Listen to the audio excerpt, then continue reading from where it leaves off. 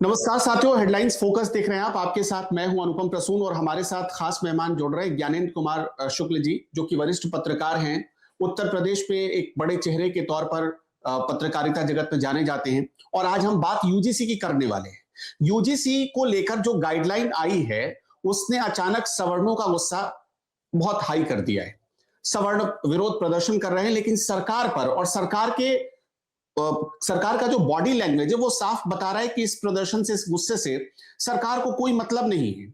ऐसा लग रहा है कि सरकार के जो बड़े बड़े मंत्री या जो सवर्ण तबके से आने वाले मंत्री हैं, उनको भी ऊपर से ऑर्डर आ चुका है कि कुछ बोलना नहीं है, खामोश रहना है, आपको इस बात को टालते जाना है। सबसे पहले तो सर मैं आपसे ये समझना चाहता हूं कि इस पूरे जो ये गाइडलाइन आई है, जो कहा जा रहा है इक्विटी रेगुलेशन ये लेकर आई है सरकार यूजीसी, उसको आप कैसे देखते हैं? क्या आपको लगता है कि जानबूझकर ये रेगुलेशन लाया गया जिसमें सवर्णों को परेशान किया गया, या ये सब कुछ नॉर्मल तरीके से हो रहा है? देखिए, पहली बात तो ये equity in higher education institutes जो रेगुलेशन एक्ट है 2026, इसमें एक खास बात है कि ये तो रेगुलेशंस यूजीसी लाती रही है पहले भी। अभी तक हालांकि 2012 तक के जो रेगुलेशंस थे उसके हिसाब से सारा कुछ चल रहा था। और जब कोई भी बदलते वक्त के साथ कोई कानून हो, कोई सिद्धांत हो, तमाम बातों में बदलाव हो जाता है, बशर्ते कि वो कोई बड़ा साइंटिफिक कोई सिद्धांत ना हो कि वो अब गुरुत्वाकर्षण का सिद्धांत तो नहीं बदलेगा, वो तो आज भी है, 100 साल बाद भी वैसा ही होगा। तो ऐसे में लेकिन जो सामाजिक और हमारे पूरे इर्द गिर्द के वातावरण परिवेश से जुड़े जो विषय होते हैं उनमें तो बदलाव होना आवश्यक भी होता है, स्वाभाविक भी होता है और जरूरी भी होता है। लेकिन जिस तरीके से जब इसको लाया गया और उसके जो प्रावधान किए गए, उसके देखिए तस्वीर को जब हम देखेंगे तो दो पहलुओं को समझना होगा। पहला तो ये बात एकदम ठीक है, सिद्धांतता उससे कौन असहमत हो सकता है? मुझे लगता है कि मानवीय संवेदनाओं से युक्त कोई भी व्यक्ति असहमत नहीं हो सकता है कि अगर कहीं भी खास तौर से शैक्षणिक संस्थान हो, मैं तो उसको और भी जोड़ूंगा कि अगर कहीं वर्क प्लेस है वहां भी, लेकिन शैक्षणिक संस्थान की हम बात करें तो वहां पर किसी भी तरीके का किसी का हैरेसमेंट हो रहा हो, किसी का शोषण हो रहा हो, किसी को सताया जा रहा हो, टारगेट किया जा रहा हो, बुलिंग किया जा रहा हो, इन सारी वजहों में यहाँ पर इन मुद्दों पर सख्ती बरती जानी चाहिए और बिल्कुल बख्शा नहीं जाना चाहिए जो दोषी हो, कसूरवार। यहाँ तक तो सिद्धांत एकदम सही है और कोई भी इस दिशा में प्रयास होगा वो भी जायज माना जाएगा। लेकिन कोई विरोध बात भी नहीं उसके करेगा। बिल्कुल वो स्वाभाविक है, वो तो बिल्कुल एक मानवीय संवेदना से जुड़ी हुई है और वो हमारे नैतिक मूल्यों में ये परम आवश्यक है। लेकिन दिक्कत कहां से शुरू होती है? दिक्कत शुरू होती है जब आपकी जो कानून है, आपके नियम है, विनियम है, उनमें एकरूपता ना हो। एकरूपता का अर्थ ये है कि अगर कोई पीड़ित है तो उसको पीड़ित माना जाना चाहिए, कोई शोषक है तो उसे शोषक माना चाहिए, गुनहगार है गुनहगार माना जाना चाहिए। लेकिन आप पहले से फिक्स कर दें कि फला अमुक जाति का व्यक्ति ही पीड़ित होगा और इस विशेष जाति वर्ग से आने वाले समूहों से आने वाले लोग ही शोषक होंगे, गुनहगार होंगे, तब वहां से दिक्कत शुरू होगी। क्योंकि आपकी भावनाओं में, आपके विचारों में, आपके शब्दों में एक रूपता नहीं है, आप सबको एक नजर से नहीं देखते हैं। बातें, दलीलें जब दी जाती हैं हमारे संविधान की, तो संविधान में सीधे तौर से अनुच्छेद 14 कहता है कि equal protection of law, equality before law, कानून के समक्ष सभी समान है और सभी के लिए समान रूप से कानून लागू होता है। जी 2000 और आर्टिकल 15 की बात करिए, 14 में तो ये है, 15 में भी कहा गया कि कोई भी डिस्क्रिमिनेशन नहीं होना चाहिए धर्म, मूल वंश, जाति, जन्म स्थान, इनके आधार पर, जेंडर के आधार पर। तो ये एकदम हमारे संविधान ने ये बातें कही है। लेकिन अब आप यहां से जब आगे बढ़ते हैं, जब इसका प्रारूप आया यूजीसी की जो ड्राफ्ट है, ये इसका जब शुरुआती ही दौर से आई तो उस वक्त लोगों ने जब ध्यान दिया तो वहां पर उनका माथा ठनका। दरअसल 2012 तक, अभी तक जो चल रहा था, 2012 का जो गाइडलाइन थी उसमें हिसाब से तो ये जो नियम है इसमें एसटी एसटीज के लिए तो प्रावधान थे ही। उनके खिलाफ अगर कोई कार्रवाई होती तो जैसे तमाम बाकी आईपीसी और बीएनएस की धाराओं में भी मुकदमे दर्ज होते हैं या कार्रवाई होती है, उस तरीके से उनको प्रोटेक्शन मिला हुआ था। ये जो इसमें नया क्लॉज जोड़ा गया, इसमें ओबीसी भी जोड़ा गया, यहां तक भी ठीक है। लेकिन आप उसके बाद से आप तय कर देते हैं कि जब आप ये कहते हैं कि सिर्फ एससी, एसटी, ओबीसी महिलाएं या दिव्यांग भी उसमें कहा गया, तो इनको अगर आप हैरासमेंट करते हैं तो ये फिर एक कैटेगरी बना देते हैं आप, और उस कैटेगरी का मतलब ये हो जाता है कि इनके खिलाफ कोई जातिगत कुछ होता है तो फिर पूरी प्रावधान बना दिया गया कि ये मैकेनिज्म है, ऐसे ऐसे होगा, उसको 24 घंटे के अंदर शिकायत दर्ज होगी, 30 दिन के अंदर उसमें कार्रवाई शुरू होगी, उसमें इक्विटी सेल होगी, उसके पास जाएगा, पूरा मामले की जांच की जाएगी, जहां पर मामले की कैसे वो संगीन है वो फिर पुलिस कैसे आ सकती है या कहां पर कौन सी कार्रवाई होगी। लेकिन यहाँ पर आप देखिए कि यहाँ पर आपने एक वर्गीकरण कर दिया, एससी, एसटी, ओबीसी जो डाल दिया, अब बचते कौन है? बड़ा एक मैथमेटिकल तरीके से बचते कौन है समाज में? जब आप अलग कर दीजिए, एससी, एसटी, ओबीसी कर दीजिए, तो सवर्ण ही बचते हैं। सवर्ण माने तथाकथित सवर्ण क्लास। तो अब क्योंकि ये संविधान में या कहीं भी इनका उल्लेख नहीं है।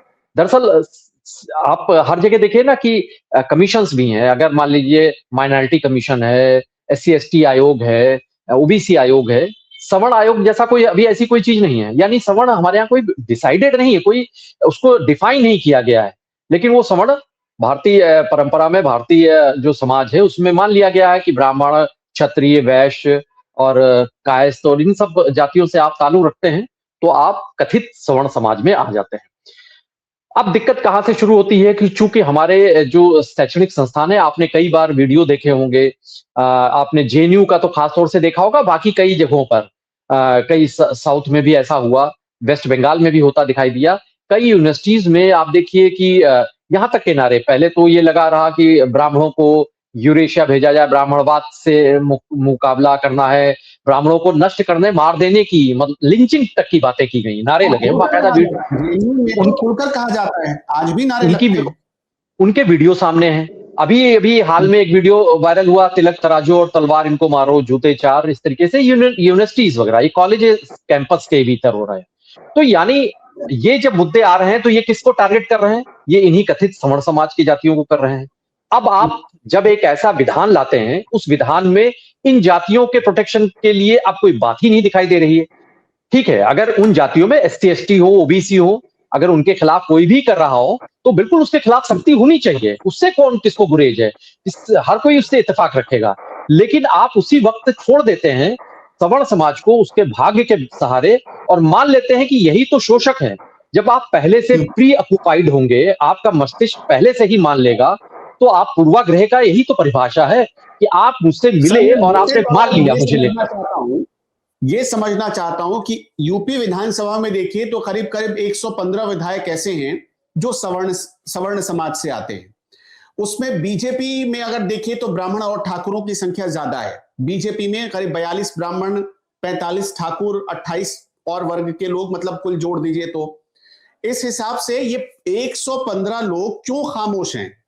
बीजेपी की इस सरकार में, योगी आदित्यनाथ की सरकार में कई सवर्ण मंत्री हैं, वो भी खामोश हैं। कुछ ऐसे लोग हैं जो उत्तर प्रदेश, कुछ ऐसे सांसद हैं जो केंद्र में मंत्री हैं, सवर्ण हैं, वो भी खामोश हैं। राजनाथ सिंह जैसे बड़े नाम, अभी तक कोई कुछ नहीं बोल रहा। और ताजुब ये है कि जिस सरकार पर या जिस सरकार में आप देखिए कि एक ब्राह्मण बैठक बुला लेता है, उसके लिए कितना बखेड़ा खड़ा हो जाता है। एक ठाकुर समाज की बैठक होती है, उस पर बखेड़ा हो जाता है। लेकिन आज जब इतना बड़ा मामला आ गया, कोई कुछ नहीं बोल रहा। क्यों नहीं बोल रहा? देखिए, वो तो एक अलग मुद्दा है, उसको थोड़ा विषयांतर भी हो जाएगा, क्योंकि अगर जाति की बात करेंगे तो आपको याद होगा कि 2022 के चुनाव से भी पहले भारतीय जनता पार्टी ने 2019 का भी लोकसभा जब चुनाव हुआ था उससे भी पहले तमाम जातियों के नाम लिखकर, बाकायदा यहाँ विश्वेश्वरैया हॉल है राजभवन के पास, वहां पर बाकायदा बैठकें होती थी, बाकायदा सम्मेलन होते थे, उसमें जाति, स्पेसिफिक जाति का नाम लिखा होता था। जबकि अब तो खैर सुप्रीम कोर्ट ने भी अपना निर्देश जारी किया है कि जाति के आधार पर नहीं होगा, लेकिन सब कुछ जाति के आधार पर ही होता है इस देश में। और उत्तर प्रदेश में तो खासतौर से, जहां पर कोई भी कैंडिडेट तय होता है, पार्टी का प्रदेश अध्यक्ष कौन होगा ये भी जाति के नाम हिसाब से होगा, जो कैंडिडेट्स होते हैं टिकट भी मिलेगा जाति के हिसाब से। तो वो तो सब कुछ जाति तो बड़ी एक यहाँ पर सर चढ़कर बोलती है, जाति है कि जाति नहीं। लेकिन आप इस जो नया जो रेगुलेशन है, ये रेगुलेशन तो यूजीसी ने तैयार किया था। तो जो उनका प्रारंभिक ड्राफ्ट था वो पिछले साल 2025 के फरवरी में आया था। और जब ये ड्राफ्ट आता है तो दरअसल ये पार्लियामेंट की ये कमेटी है जो शैक्षणिक मामलों की, महिला, बाल, युवा, इनसे जुड़ी जो कमेटी है संसद की, उसके पास ये मामला गया था। और उस कमेटी में उसके चेयरमैन कमेटी के हैं दिग्विजय सिंह, कांग्रेस के बड़े दिग्विजय दिग्गज सिंह। नेता है, बड़े बयानों के लिए जाने जाते हैं। और बड़े हैरानी की बात है कि वो तो कई सारे भगवा आतंकवाद की बात हो या फिर तमाम ऐसे मुद्दे उनको लेकर वो भारतीय जनता पार्टी और संघ पर हमलावर रहे हैं। लेकिन अभी इस मामले को लेकर आप देखिए कि उस ड्राफ्ट का जो होता है, उस ड्राफ्ट में पहले ओबीसी को जोड़ने की कोई उसमें कहीं भी उसमें उल्लेख नहीं था। ये इस समिति ने सुझाव, इस समिति ने अपनी तरफ से इसको जोड़ा। जब एक संसदीय समिति कोई बात कहती है तो यूजीसी के ऊपर भी एक कंपल्शन हो जाता है, दबाव होता है, और यूजीसी ने भी अपने फाइनल ड्राफ्ट जब अपना तैयार किया उसमें इसको जोड़ दिया। यानी ये पहले ड्राफ्ट में नहीं था, बाद में इसको जोड़ा गया। और फिर जो अभी उसमें अधिसूचना जारी कर दी गई है 13 जनवरी के बाद से, वो लागू भी हो गया है। और अब सारे यूनिवर्सिटीज को, जितने भी हायर एजुकेशन के जो भी इंस्टीट्यूट्स हैं, वहां पर इसको लागू किया जाएगा। तो यहाँ पर ये जो आप बात कह रहे हैं, ये तो दिग्विजय सिंह, दिग्गी राजा, वो कर रहे हैं। और जो समिति है, उस समिति में तमाम बड़े जो ऐसे इन्हीं कथित सवर्ण जातियों के कई सारे सांसद उसमें मौजूद थे। यूजीसी के चेयरमैन से लेकर तमाम जो सदस्य हैं, वो भी, उनमें से भी बहुमत इन्हीं जातियों का, अगर कहा जाएगा जाति के आधार पर आप बात करेंगे। और उत्तर प्रदेश की तो बात करिए, तो उत्तर प्रदेश में तो फिर जो आप ब्राह्मण वाला जो आपने बात कही, विधायकों ने बैठक ही की थी कुछ समय पहले, और क्षत्रिय समाज की उससे पहले हो चुकी थी। और इनकी संख्या जो है, जो आप बता रहे हैं, 100 से ज्यादा है। लेकिन अब कोई बोलेगा क्यों? बोलेगा इसलिए नहीं, चुप्पी इसलिए है, जुबान पर ताला इसलिए है। पार्टी आला कमान क्या कह रहा है वो तो अलग मुद्दा है। अगर पार्टी आला कमान की इतनी चिंता करते तो ये बैठक करने के लिए कम से कम जो पीएन पाठक के यहाँ जो बैठक हो रही थी, तो फिर क्यों करते वो? अगर वो उनको यही सब कुछ होता तो पार्टी से पहले अनुमति लेते, फिर उसके बाद बैठक करते। तो जाहिर सी बात है, पार्टी से अनुमति लेना या उस पर निषेध लगाना, पार्टी ने प्रतिबंधित किया हो, फिलहाल वो मुद्दा नहीं है। दरअसल ये विडंबना है और दुर्भाग्य है कि अब सब कुछ जब जाति के हिसाब से हो रहा है और सब कुछ संख्या के हिसाब से हो रहा है, तो संख्या के हिसाब से अभी उत्तर प्रदेश में जातिगत आंकड़े आने बाकी हैं, जातिगत जनगणना होगी। लेकिन ये तय है कि उसमें मान लिया जाता है कि विपक्षी जो हैं वो तो कम से कम यही कहते हैं कि 5% है, कोई 10% बताता है। मतलब 10% तो बहुत ही मैक्सिमम हो जाता है, उससे ज्यादा नहीं कोई बताने की कोशिश करता है। तो मान लेते हैं कि ये 5 और 10% अगर सवर्ण है। हालांकि अभी उत्तर प्रदेश के हिसाब से तो ये माना जा रहा है कि ये आंकड़ा 20-25 हो सकता है, 20 से ज्यादा ही होगा। लेकिन अब वो ये मान लिया जा रहा है कि ये चूंकि इतनी संख्या कम है, तो फिर ऐसे सवर्णों की इनकी कोई आवश्यकता तो है नहीं, इनसे कोई चुनाव में भी कोई असर नहीं पड़ेगा, हार जीत पर भी असर नहीं पड़ेगा। तो जब असर नहीं पड़ेगा तो फिर वो दोयम दर्जे के नागरिक हैं। दोयम दर्जे के नागरिक हैं तो फिर आपकी फिक्र कौन करेगा, जब आपके वोट की कीमत ही नहीं है। और उनको मान के वो चलते हैं कि वोट तो कहीं देंगे भी तो बंधुआ की तरीके से दे देंगे, किसी के पक्ष में या किसी के विरोध में। तो इसलिए उनकी वोटों की चूंकि कीमत नहीं है, जब वोटों की कीमत जब नहीं है, तो ये लोकतंत्र का विद्रूप चेहरा है। वहां पर उनकी कोई सुनवाई नहीं है। उनकी सुनवाई ना होने का ही नतीजा है कि सवर्ण समाज में उबाल है, नाराजगी है। बावजूद इसके हुक्मरानों के, सत्ताधीशों के कानों में कोई जू नहीं है। जो लोग ये कहते हैं कि बटोगे तो कटोगे, जो लोग ये कहते हैं कि सबका साथ, सबका विकास, सबका विश्वास, फिर उस नारे का क्या है? इसका मतलब तो आपने छल किया, वो नारा आपका सिर्फ चुनावी जुमला बन गया। तो ये राजनेताओं से आप बहुत सारी ऐसी उम्मीदें कोई कर रहा है, तो मुझे लग रहा है थोड़ी सी बेमानी ही बात होगी। वो तो सब कुछ वोट के हिसाब से होगा। भारतीय जनता पार्टी तो एक ऐसी पार्टी है जो हर वक्त चुनाव या आगे कैसे जीत हासिल कर सके उसके ही फिक्र में लगी रहती है, उसी की तैयारियों में लगी रहती है। तो मुझे लगता है कि सवर्णों की चूंकि हैसियत बड़ी वोटों के लिहाज से बड़ी कमजोर है, वो मानकर चल रहे हैं। और इसी वजह से कोई बहुत भारतीय जनता पार्टी को भी कोई फिक्र नहीं है। और विपक्षी खेमे की बात करें, उत्तर प्रदेश की अगर नजर से बात करें, तो कांग्रेस ने तो अभी कुछ जरूर बयान दिए गए थे कांग्रेस की तरफ से। समाजवादी पार्टी का तो चूंकि नारा ही ऑलरेडी वो पीडीए कह चुके हैं, पिछड़ा दलित अल्पसंख्यक, उसमें तो सवर्णों के लिए वैसे भी स्पेस नहीं है। तो जब स्पेस ही नहीं है तो उनको तो कोई चिंता की ही बात नहीं है। उनके लिए तो वो कोई ऐसा टारगेटेड वो वोटर है ही नहीं। मतलब उनके लिए उनकी फिक्र करें ऐसा उनके लिए कोई कंपल्शन नहीं है। रामगोपाल यादव ने समर्थन भी कर दिया है समाजवादी पार्टी की तरफ से। लेकिन बाकी भारतीय जनता पार्टी की बात करें तो उनको जीतने की गरज है, उनको जीतने की फिक्र है और उसी चिंता में वो लगे हुए। उनको लगता है कि ये कुछ मुट्ठी भर सवर्ण ये कुछ नहीं कर पाएंगे। ये जब चुनाव आएगा तो उनको फायदा इसी से मिल जाएगा, एससी एसटी ओबीसी और वो तमाम वर्ग के लोग उनके साथ आ जाएंगे, तो उनको जीत उनकी सुनिश्चित हो जाएगी। और इसी वजह से उनको कोई चिंता नहीं है। हाँ, जो दूसरी तरफ एक उबाल है आम लोगों में, अब तो अफसरों तक का वो आंच पहुंच गई है, तो वो नाराजगी के भाव बने हुए हैं। अब देखना होगा कि आने वाले वक्त तक ये नाराजगी किस रूप में, किस तरीके से कायम रह नहीं, पाती है। अफसर इस जी। बात पर रिजाइन करते हैं तो उनको कहा जाता है कि नाखून कटाकर शहीद हो रहे हैं। अब वो तो अलग-अलग कई सारे मुद्दे हैं, उसके बैकग्राउंड में भी जाना पड़ेगा। अफ़सर अगर कोई इस्तीफ़ा देता है, तो उसके बैकग्राउंड में भी जाना पड़ता है कि देखेंगे कि क्या वजह है। कम से कम एक अफ़सर की कल बात आई थी, तो उसमें तो उनके ऊपर खुद ही गंभीर एलिगेशन थे। अगर वो नौकरी से इस्तीफ़ा ना देते, तो देर सवेर उनके खिलाफ कार्रवाई विभागीय ही शुरू हो जाती, कानूनी पचड़े में फँस जाते। तो वो तो शायद कई सारे उसमें मुद्दे होंगे, क्या अच्छा, उनकी मैं एक अंतिम महत्वाकांक्षाएँ हैं सवाल आपसे ये राजनीतिक, वो देखना पूछना होगा। चाहूंगा सर कि आप 2027 मतलब हम चुनावी साल में हैं। उत्तर प्रदेश पूरी तरह चुनावी साल में और चुनावी मोड में पहुंच चुका है। आपको लगता है कि इस चुनाव में यूजीसी के इस बिल को अगर ये इस गाइडलाइन को वापस नहीं लिया जाता या सरकार कुछ भी नहीं करती इसमें परिवर्तन, कोई संशोधन नहीं होता है, तो उस चुनाव में कोई असर पड़ेगा? देखिए, इसमें एक बात तो ये है कि ये पूरा मामला अभी सुप्रीम कोर्ट में भी जा चुका है, पीआईएल की शक्ल में।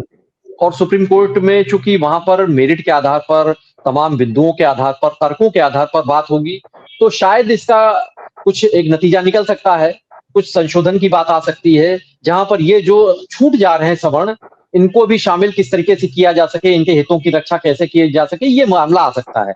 लेकिन अगर ऐसा नहीं हो पाता, अगर ये हो जाएगा तो फिर ये मुद्दा शांत हो जाएगा, खत्म हो जाएगा, ठंडे बस्ते में चला जाएगा और हमारे देश की लोगों की जो याददाश्त है बड़ी कमजोर होती है और कुछ समय बाद नए मुद्दे आ जाते हैं और तो ये भूल भी जाएंगे।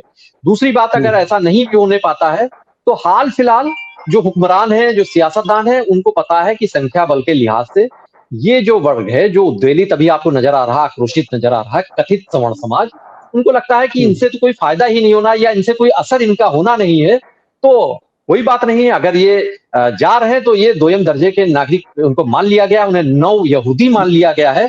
और इसी तरीके से जैसे हिटलर के वक्त में यहूदियों का तब होलोकॉस्ट हुआ था, नरसंहार हुआ था, अभी बौद्धिक तरीके से उनके ऊपर जो उनके आक्रमण किया जा रहा है, उनको बौद्धिक तरीके से लिंचिंग की जा रही है, वो जारी रहेगी। और फिलहाल सियासतदानों को इस मामले में अभी कोई फिक्र नहीं है, कोई चिंता नहीं, हाँ, रत्ती भर की, रंच मात्र की। जी। तो बहुत चीजें क्लियर हो गई आपके द्वारा। बहुत बहुत शुक्रिया हमारे साथ जुड़ने के लिए। यूजीसी के इस बिल को लेकर, गाइडलाइन कह लीजिए, इक्विटी रेगुलेशन कह लीजिए, इस पर चीजें स्पष्ट है, सरकार को कोई फर्क नहीं पड़ रहा है, इसलिए सरकार की कोई दिलचस्पी भी नहीं दिख रही है। इसी वजह से, क्योंकि 10% का वोट बैंक है, ये वोट बैंक जाए, सरकार को मिले या ना मिले, कोई मतलब नहीं है इससे। आप क्या सोचते हैं दर्शकों? अपनी राय कमेंट बॉक्स में जरूर बताइएगा। इस वीडियो में इतना ही। नमस्कार।